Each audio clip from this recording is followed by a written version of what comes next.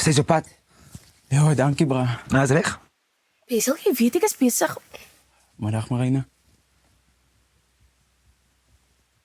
Wat's okay? Ek het hom gevra om jou vannacht te gaan roep. Die hand is sommer nie binne toelaat nie. So dis hoekom jy my nou dringend daar binne geroep het. Maar ik kan voor jullie twee spasie gee.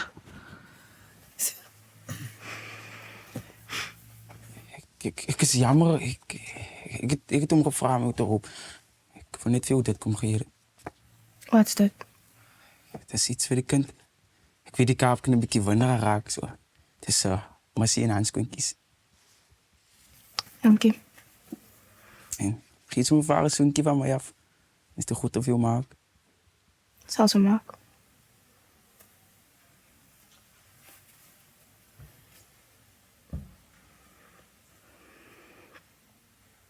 Marina?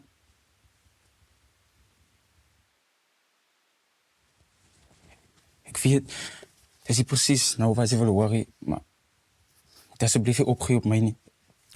Op ons. Ik fight nog elke dag voor ons. Het is niet makkelijk, maar ik wil het, je moet het weten. Ek is bly jy het vir 'n slag besluit om my bekleiwerk te doen, Spyker. Ek kan nie meer nie. Ek is moeg. En om eerlik te wees, dink ek wil nie, want het voel letterlik, ek kan nie wen nie. Miskien is jy sterker as ek. Dankie vir Baba se goedjies.